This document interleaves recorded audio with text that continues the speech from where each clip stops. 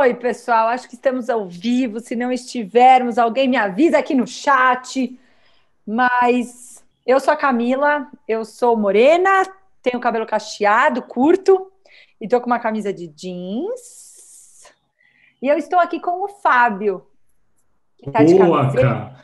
Mastertech. Sou uma espécie de Brad Pitt dos trópicos, de camisa cinza, olhos verdes, estonteante, 1,80 m, de muitos dados para a gente discutir aqui, cara.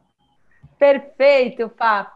Bom, pessoal, acho que o Caetano já falou tudo, né? A gente vai conversar um pouco quais são os desafios que nos vão ser apresentados em uma sociedade hiperconectada. A gente chamou aqui de sociedades numa analogia para que a gente lembre que hoje a sociedade é composta por dados, tá?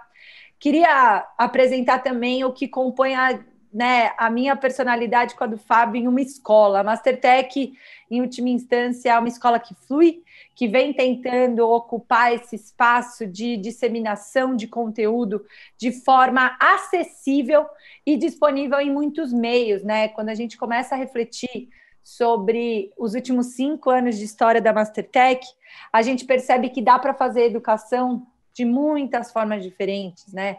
Usando vídeo, usando áudio, relendo notícias, repensando carreiras de, né, atrações musicais. Quando a gente começa a perceber que tudo é educação, que tudo é reflexão, a gente começa a aumentar bastante o nosso raio de alcance. Então, a gente preparou aqui para vocês alguns assuntos, alguns desafios. A gente não tem a menor pretensão de conseguir cobrir todo o leque de possíveis assuntos envolvendo dados. A gente queria colocar algumas pulguinhas atrás da orelha de vocês para a gente poder construir, tá bom? Nosso plano, e aí eu queria pedir para o Fá apresentar o nosso plano para a gente conseguir dar contorno, né, para a turma, para os virginianos de plantão. Vamos dar um contorno da nossa apresentação para vocês conseguirem ter uma certa previsibilidade aí do que a gente vai falar e compor a nossa narrativa. Fábio Ribeiro, me conta sobre quais economias, sobre quais sociedades vamos falar hoje? Falaremos de várias, Camila, 6 tipos de economias que estão, obviamente, na base disso que a gente chama de uma sociedade hiperconectada. Começaremos pela economia real, passaremos pela economia da atenção, ou que diabos é isso? Falaremos da economia da emoção, da economia cognitiva, da economia do eu e da economia do nós. É um arco narrativo de 6 etapas para que a gente coloque a nossa perspectiva de dados, que ela vai um pouco além de fazer cursos, de se vincular apenas com tecnologia, é uma visão panorâmica, social e uma visão de compreensão de contexto. Começaremos pelo bloco 1, certo? A economia real. Bom, pandemia, maio mais ou menos, a gente tem uma situação extremamente dolorida, a economia começa a sangrar por todos os lados e a gente vê essa capa de jornal aqui. New York Times. Os dados de desemprego mais alarmantes desde a Grande Depressão de 29. Essa capa ficou icônica. Se vocês perceberem na capa completa do lado, esse gráfico está em escala natural, ou seja, o desemprego passou da casa dos 20% na maior economia do mundo. A partir daquele momento, o mundo inteiro, como está hiperconectado e respira com os pulmões da Europa e dos Estados Unidos, começa a sofrer os efeitos em cascata. O efeito, o alarme é dado lá e a gente efetivamente sofre os efeitos em alguns momentos posteriores aqui. Por isso que a gente está avaliando hoje todo o efeito da eleição americana, eleição que está sendo disputada na casa dos milhares de votos, ou seja, Camila Schutt, com seus 30 mil seguidores, seria capaz de impactar o estado da Geórgia e a moeda poderia ir para um lado ou para o outro, de tão hiperconectado que a gente está e das decisões serem tão sensíveis como estão hoje. Então, quando a gente vê esse quadro de desemprego da economia real, logo na sequência, especialistas começaram a especular como é que a gente vai se recuperar disso. E aí o principal portal financeiro dos Estados Unidos, um dos principais, The Wall Street Journal, disse o seguinte: os economistas geralmente usam figuras do alfabeto para descrever curvas de recuperação econômica.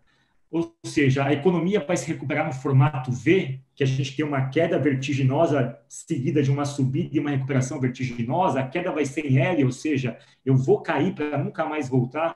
Nem uma coisa, nem outra. Especulava-se que a gente teria uma recuperação econômica no formato do símbolo da Nike, ou seja, uma queda muito abrupta, seguida de uma recuperação lenta, que poderia ir na casa dos 2, 3 anos, com alguns setores jamais se recuperando. Por que a gente fala isso?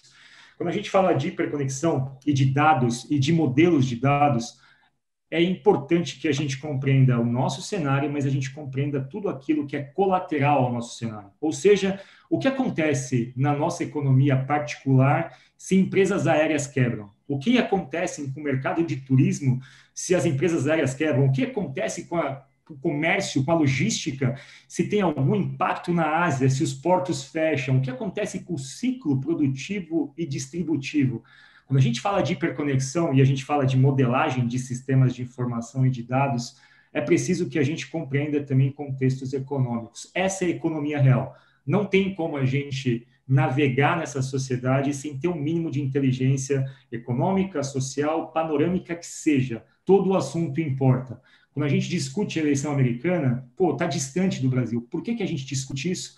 Porque sim, porque importa. Porque aquela decisão ela vai impactar na definição de políticas, vai impactar na nova onda de políticos e vai impactar em coisas que estão aqui no nosso quintal. Esse, Camila, é o primeiro recado da nossa aula, da nossa palestra, a economia real. E aí eu te dou um gancho, cara. Da economia real, a gente tem um outro conceito de economia, que é uma economia mais particular, uma economia que se destaca pela disputa por um ativo muito específico. Fala você aí sobre a economia da atenção, nosso bloco 2, cara. Perfeito, Fá. Quem nunca se pegou contando like ou quem nunca ficou chateado porque agora não tem contagem de likes, né? A gente vive essa nova economia em que uma pessoa ter seguidores é sinônimo, sim, de ganhos financeiros na economia real, né? A gente olha para empresas, olha para ativos, olhando para a audiência que ela tem no ambiente virtual. Isso não é novo, né? Tem muita gente pesquisando. Inclusive, um dos principais pesquisadores, o economista americano, ganhou o prêmio Nobel em 78, Herbert Simons, dedicou a sua vida a estudar psicologia comportamental, cunhou um termo que é economia da atenção, né? Que é essa possibilidade da gente perceber que as pessoas, os valores estão disputando a nossa atenção humana, né? Nada mais é do que valor econômico. A gente teve que transpor isso para outras medidas para tentar tirar a atenção. Quem trabalha com site, por exemplo, sabe que a gente mede quanto tempo um ser humano fica no nosso site, quanto tempo ele assistiu no vídeo no YouTube. Isso virou métrica. Mas mais do que virar métrica, né, grupos como a Nielsen se dedicam a estudar isso e medir nas empresas, né, nesses produtos digitais, como anda a saúde da empresa através dessas métricas. Tem gente, inclusive, que está sendo ainda mais intencional, Fábio. Se a gente vai olhar, e foi você que me ensinou a fazer isso, se a gente entra naquela empresa favorita que a gente tem, vai lá em relacionamento com investidores, normalmente está no footer, escondido lá embaixo, a gente consegue perceber que as empresas estão reformulando a proposta de valor delas. Então, aquela economia real que antes era dona, né, das decisões, dos rumos da nossa sociedade, está dando lugar a essa economia da atenção que começa a ver uma empresa como Netflix dizer que não faz streaming de vídeo. Meu dinheiro não vem do pagamento, né, de royalties para Hollywood, para poder passar o seu filme aqui. A minha proposta de valor é conseguir ocupar o seu tempo, é conseguir ser a sua companhia. Por isso, os meus competidores não são o YouTube, não são o Amazon Prime, não são qualquer outra plataforma de display de vídeo, e sim momentos de verdade, momentos de prazer. Seu namorado compete com o Netflix, e o Netflix sabe que ele está competindo a sua atenção com o seu namorado, com a sua namorada, com seus pais, com seus irmãos. Então, perceber que nessa economia, um dos nossos principais ativos, obviamente, pode ser o tempo, é essencial para a gente colocar valor correto nas coisas. Tudo bem? Isso parece bastante óbvio, dado o título da nossa palestra, Fábio Ribeiro. Porque se a gente está numa sociedade hiperconectada, o hiper dá para a gente essa sensação de exacerbação. A gente descontrolou, a gente já não sabe mais para onde olhar. Exato. Porque se a gente olhar para um gráfico como esse, que eu quero inclusive te perguntar o que chama atenção para você aqui, se a gente olha para um gráfico sobre o que acontece na internet, Fábio Ribeiro, em 60 segundos. Isso aqui é de 2020, tá? Exato. Eu tenho 190 milhões de e-mails, Fábio. O que é isso? Eu tenho muito swipe no Tinder, eu tenho muito scroll no Instagram, mas eu tenho também uma percepção de que as fatias de pizza estão aumentando. Cada dia eu tenho mais coisa para monitorar, cada dia eu tenho mais plataforma para prestar atenção e para ter uma marca, para ter uma pegada. Então, cuidado, a gente não vai conseguir lutar contra isso, a gente não vai conseguir, numa economia da atenção, tirar a cabeça para fora, repensar a nossa vida. A gente vai ter que aprender a navegar, certo, Fábio? O que te chama atenção nesse gráfico? Me chama a atenção que esse é o tipo de imagem engraçadinha que a gente posta no Instagram só para falar, uau, como o mundo está completamente maluco e mudado. Mas, enfim, essa é a leitura bastante simplista das coisas. Quando você olha isso aqui, olhe um pouco além e veja os diferentes estilos de comunicação que existem ali. Os diferentes formatos de tentar conquistar a nossa atenção, os diferentes padrões de relacionamento que são impostos por essas plataformas. Se você está na economia hoje, você pode gostar ou não disso, mas é importantíssimo que você compreenda qual é o linguajar que se pratica nisso. Ao ponto de ter um exemplo que sintetiza bem esse espírito. A gente tem, por exemplo, os museus clássicos. Museu, um lugar extremamente conservador, um dos maiores museus do mundo, um dos mais importantes. Galeria Academia, ali de Firenze, uma das coisas mais deslumbrantes do ponto de vista artístico, que tratava a arte com toda a reverência, falou o seguinte, não adianta brigar com o mundo e questionar o que está acontecendo e colocar-se contra isso. É preciso que a gente interprete essas informações, tire conclusões disso e vá aonde o nosso público está. E a Galeria Academia, a Galeria Uffizi, que é a galeria de Firenze, a Galeria Uffizi, ela tomou uma decisão bastante polêmica para os seus seguidores mais fiéis. Ela falou, legal, moçada está usando o TikTok, é lá que a gente vai. E ela começou a fazer os seus posts de TikTok de uma forma extremamente lúdica, como a plataforma pede, e ela teve um salto de 40% no número de visitantes virtuais no teu site, nas pessoas de 18 a 24 anos de idade. Ou seja, além de você interpretar o momento, o espírito da época, é importantíssimo que você comece a fazer esse processo de atualização, e isso só se dá se você usa o dado como instrumento estratégico. E, eventualmente, você vai fazer trade-offs, vai fazer escolhas. E essas escolhas, elas podem muito bem ser contempladas num cardápio muito amplo de estratégias, desde que você use a plataforma, mas mesmo assim mantenha certa elegância, como o TikTok fez, explicando 2 obras de arte num formato jovem, né, cara? Deixa eu dar um play para a turma entender do que a gente está falando.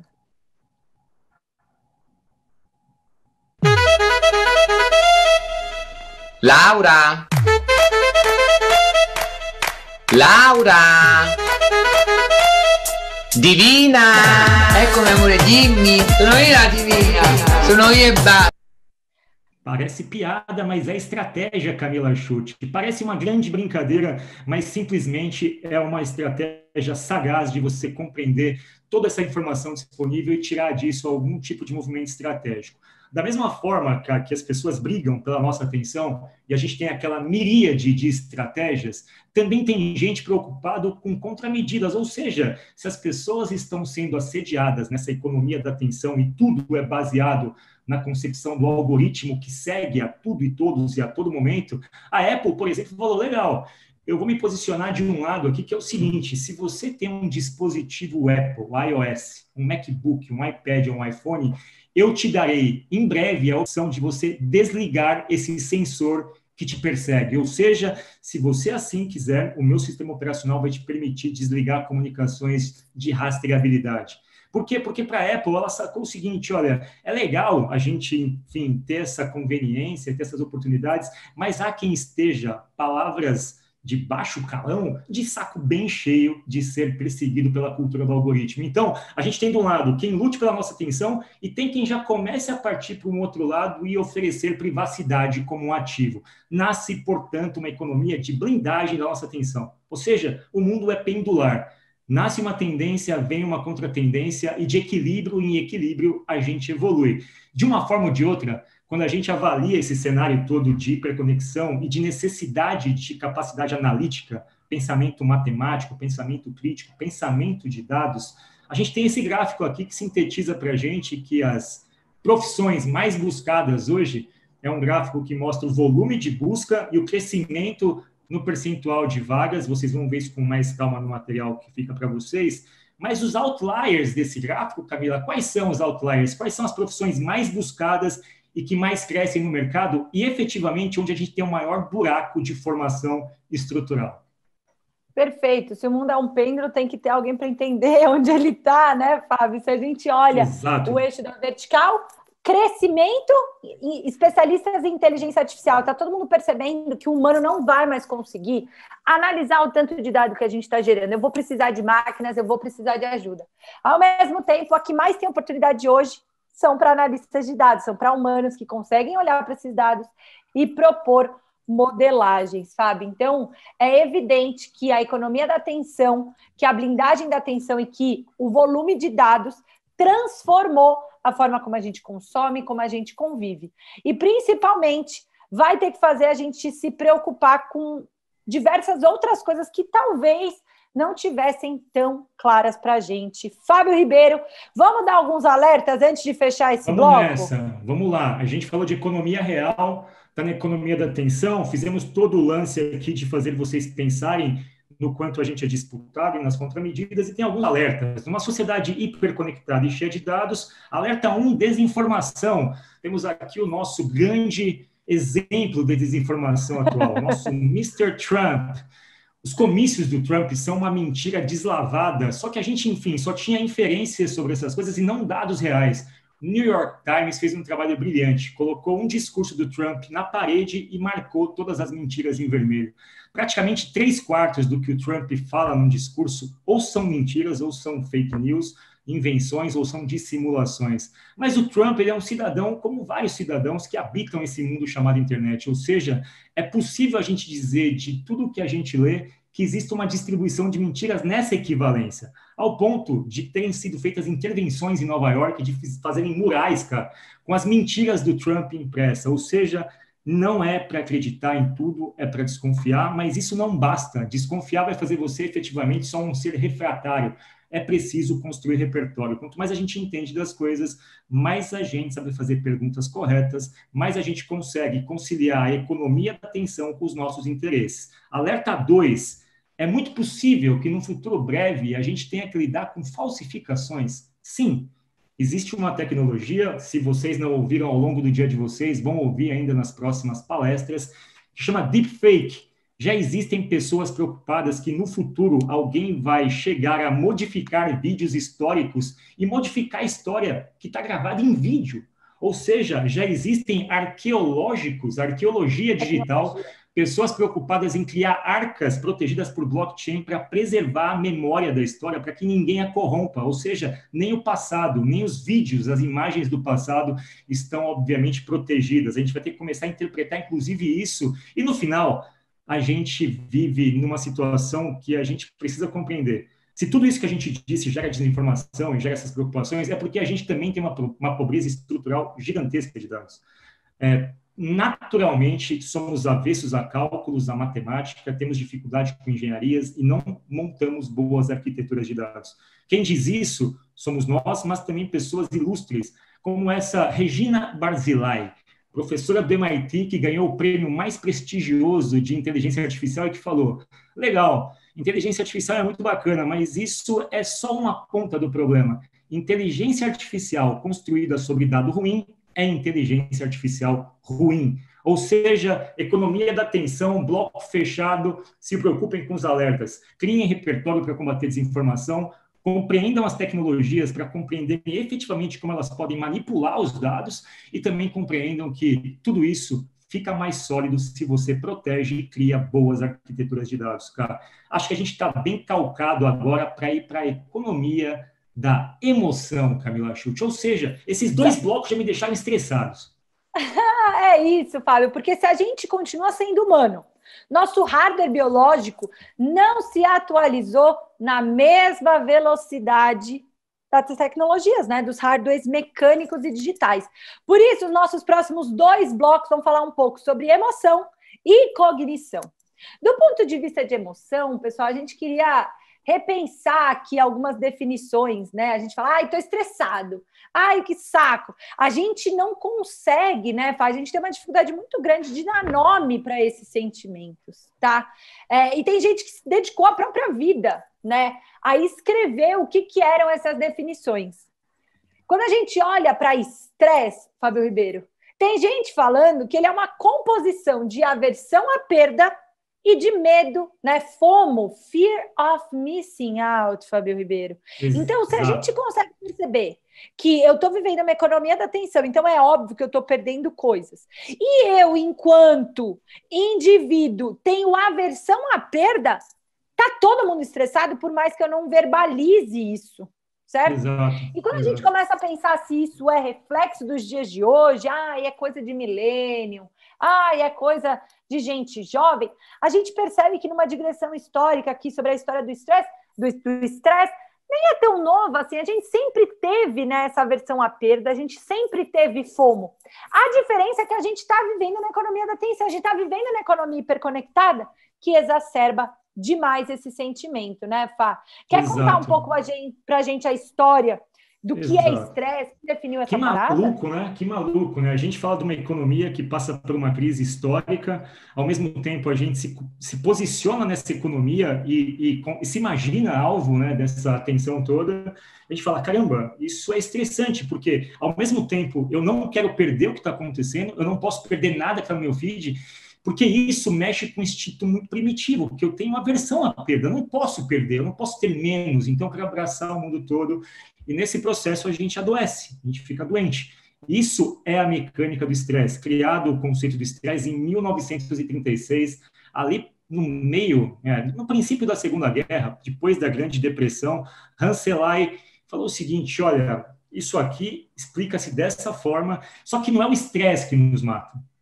Não é estresse, é a nossa reação a esse estresse. E aí é o ponto de você se identificar, ser bem seletivo, saber do que se trata a tua vida, dos seus interesses, saber filtrar a informação, saber pavimentar o teu caminho e reagir de forma adequada. Do contrário, você vai ter problemas seríssimos para gerenciar isso e vai viver numa roda viva, ou seja, em nenhum momento você vai tomar decisões inteligentes, você sempre vai se julgar atrasado em relação ao bonde da história, isso vai colocar a gente num contínuo de depressão. Basta vocês estudarem as curvas de venda de antidepressivos, as pessoas que fazem terapia, em números altamente diferentes do que a gente sempre observou, números históricos, ou seja, o estresse, ele dá aquele gatilho, lutar ou fugir. A questão é um pouco maior do que isso. Eu posso fugir e entrar embaixo da cama, ou eu posso lutar errado também. Ou seja, não é só lutar ou fugir, é lutar de forma consciente. A primeira parte dessa consciência a gente desenvolve à medida que vocês começam a pensar todo esse modelo panorâmico que a gente desenhou. Ou seja, faça esse caminho, percorra esse caminho com os interesses próprios de vocês e não terceirizem decisões particulares a terceiros, ou seja, tomem a rédea, sejam seletivos e a coisa vai melhorar. Mas isso não resolve tudo. Não resolve. Essa apresentação é um grande bate-a-sopra, porque agora a gente vai para algo muito sensível nessa história, porque tudo evolui, mas algumas coisas evoluem mais demoradamente do que outras. A economia cognitiva, Camila Schulte, o que é isso? Bom, animais primitivos, como nós, temos um pacote de hardware finito. Nossa cabeça não tem capacidade de processamento ilimitado e infinito.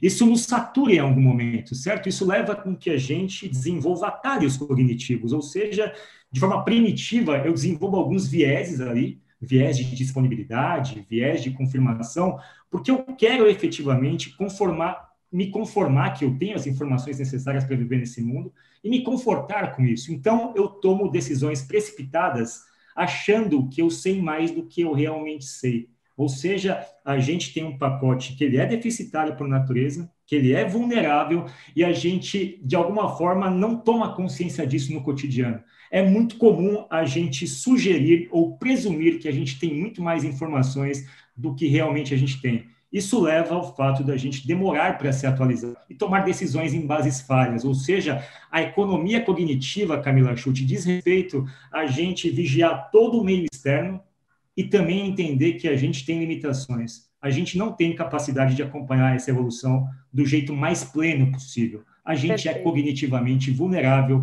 Essa é a dica. E aí ficam 2 dicas de livros para vocês. Leiam 2 bibliografias essenciais para compreenderem como funcionam esses mecanismos cognitivos da nossa mente, instintivos, primitivos. Rápido e Devagar, do ganhador do Nobel Daniel Kahneman, que fala muito sobre psicologia comportamental e sobre o nosso processo decisório, e Factfulness, que nos alerta ao fato de que a gente carrega informações defasadas sobre todas as coisas, achando que as coisas são aquilo que ficou gravado na nossa cabeça em algum momento. Ou seja, cuidem-se. A cognição é algo que depende da gente, mas depende também de autoconhecimento. E esse é o ponto que eu deixo para você quicando, Camila.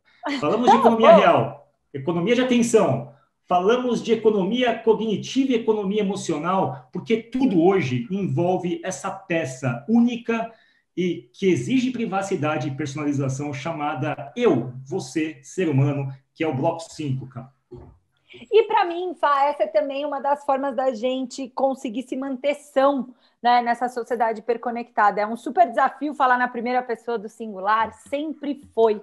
Mas cada vez mais a gente vai ter que se colocar e cobrar que os outros coloquem o eu na experiência. Quem nunca ouviu a máxima, né? O usuário no centro, todo mundo fala isso, a gente produz tecnologia para isso, as empresas estão remando para isso.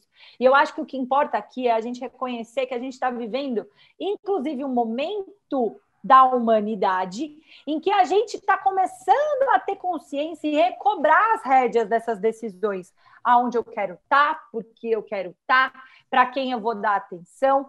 Então, essa talvez seja a única estratégia que a gente tenha, trocar tudo pela primeira pessoa do singular. Eu vou mudar, eu vou decidir como que essa parada vai me demandar, certo? Eu vou querer algo feito para mim, eu vou querer uma experiência realista, né? Nesse relatório da Accenture, We, the Post-Digital People, fica muito claro que a gente tem novas demandas, né? Que a gente, enquanto consumidor, a gente está deixando cada vez mais claro para as pessoas que eu não quero a minha privacidade exposta, ao mesmo tempo eu quero algo personalizado. Eu não quero não ter uma experiência, eu não quero mais uma prestação de serviço, né? Eu quero, de fato, querer poder comprar e vestir a sua marca e comprar a sua marca, né? Cada vez mais a gente se vê preocupado, né, em atrelar o nosso consumo a empresas reais, as empresas que, de fato, estão fazendo algum bem, né, para a humanidade. Já que eu vou ter que investir em alguém, já que eu vou ter que dar os meus dados para alguém, que seja para alguém de bem, que seja para uma empresa do bem. Tudo bem? Nem tudo são flores, né, Fábio Ribeiro? Porque o eu é singular, né? A primeira pessoa do singular, ela é limitada. Então, ao mesmo tempo que a gente percebe que está todo mundo mudando, né, que está todo mundo caminhando para essa demanda maior por uma personalização, por privacidade, a gente ainda tem dificuldade, né, de encarar toda essa parada. A gente ainda tem dificuldade de viver em sociedade e de demandar isso enquanto sociedade, né? É difícil organizar um grupo de pessoas para impor alguma cultura, para impor alguma transformação. Exato. E é esse, inclusive, o tema do nosso próximo bloco, Fábio Ribeiro, que é, beleza, se está difícil, né, se está complicado ser primeira pessoa do singular porque você está sozinho, talvez uma oportunidade seja parar de olhar só para a economia do eu e tentar ser coletivo, Fábio Ribeiro, e tentar ganhar oportunidade, competitividade por meio da inteligência coletiva. E eu queria que você contasse para a gente aqui, Fá, 3 cases, né? Nesses 5 minutos finais da nossa palestra, a gente não tem como cobrir toda a miríade de alternativas, mas acho que a dica mais tangível é estejam em grupo, colaborem de forma tangível e pragmática para encarar esses desafios de uma sociedade hiperconectada, né, Fá?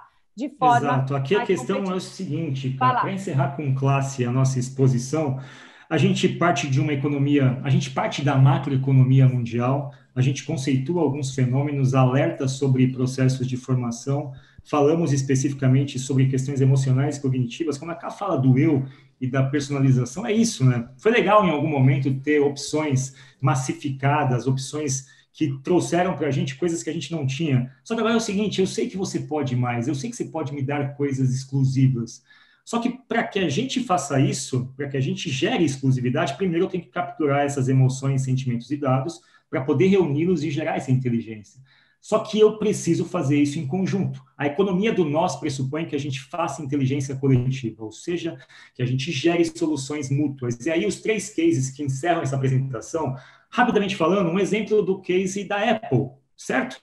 A Apple é o seguinte, a Apple, grande empresa, maior do mundo, um PIB, tem receitas equivalentes a PIB de países europeus.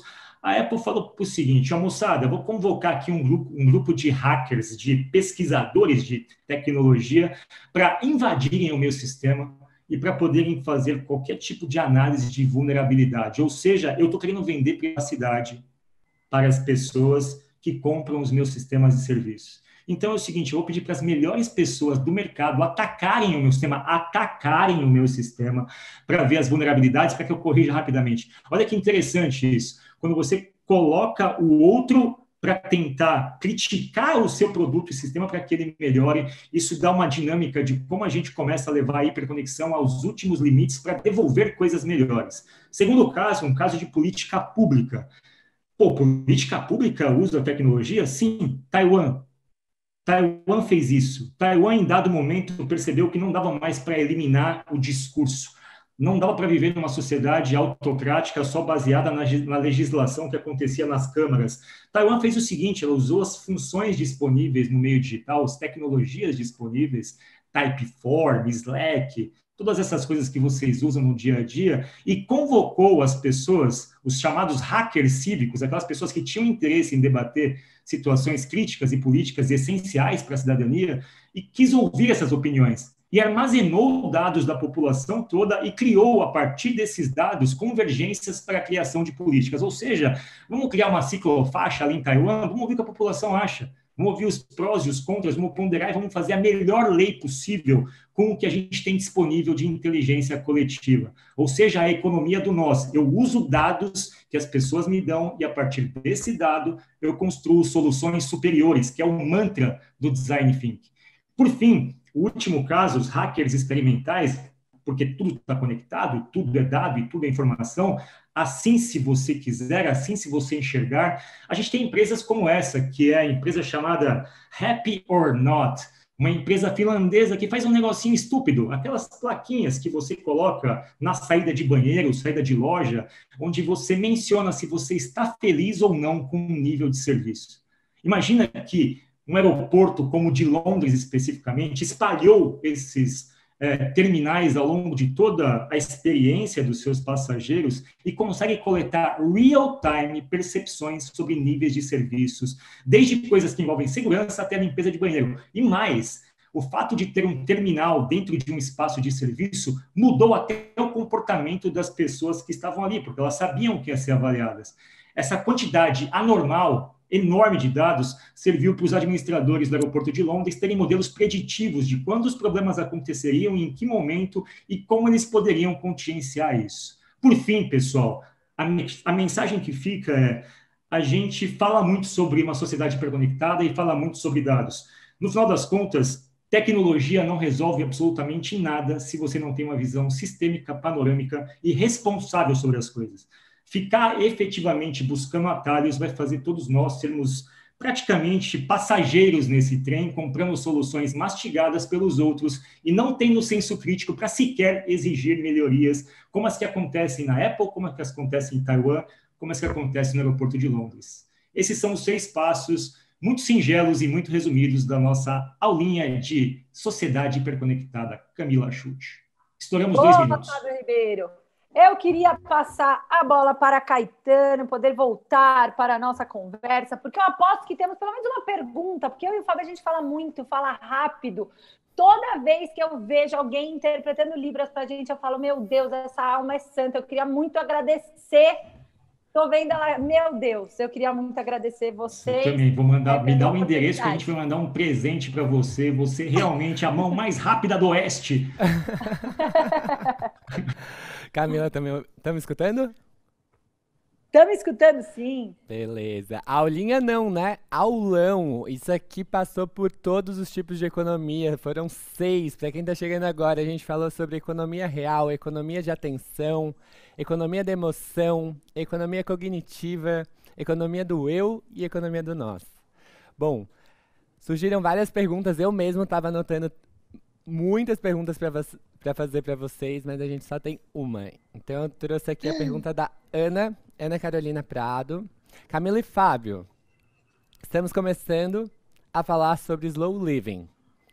Como equilibrar isso com a hiperconectividade e com a manutenção da economia aquecida? Dicas? Difícil, hein? Acho que o Fábio pode responder também, mas acho que é uma percepção. O Fábio, eu acho que é mais slow living do ponto de vista de consumo do que eu. Acho que ele pode dar um testemunho mais pessoal. Na minha cabeça, a gente, né, e Ana, é a gente conseguir achar propósito em tudo, né? Não querer tentar resolver todos os problemas. Eu tenho tentado fazer isso. Toda a minha vida está dedicada a distribuir conhecimento de tecnologia.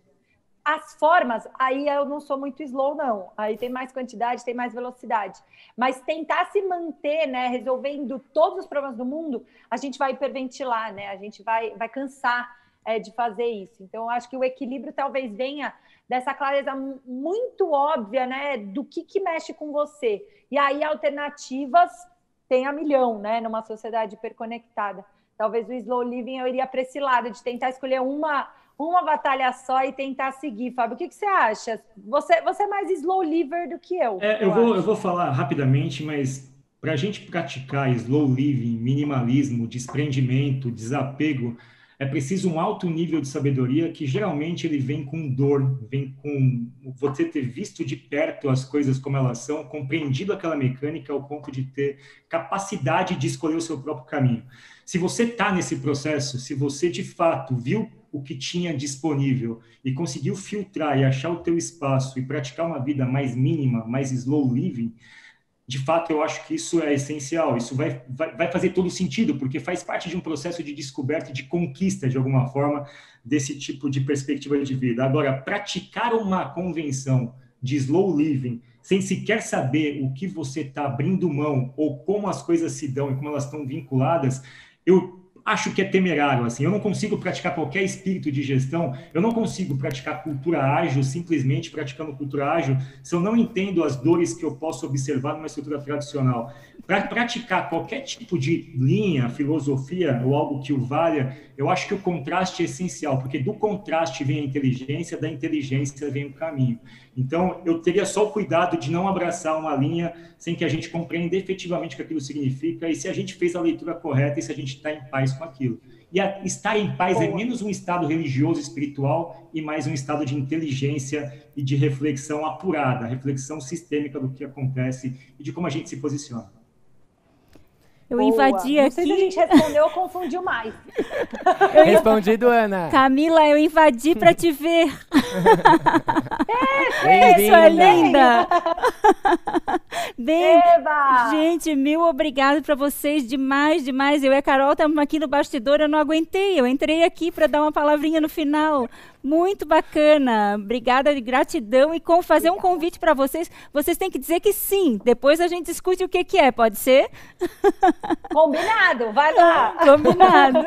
A gente vai lançar agora no próximo painel a nossa plataforma e o nosso propósito transformador massivo de democratizar a educação e dados, influência em dados no Brasil, mas em rede. Vamos? Na hora, fácil. Eu e o Fábio, a gente nasceu para isso, Fernanda. Pronto. Que convite, isso foi quase um mandato. A gente já fez isso com a Luísa Trajano hoje, com o Silvio Meira ontem, e agora com a dupla dinâmica aqui da Camila e do Fábio. Obrigada. Combinadíssimo, Fê. Tamo junto. Obrigado, gente. Obrigado, Beijo, pessoal. gente. Obrigada. Tchau, tchau. Tchau, tchau.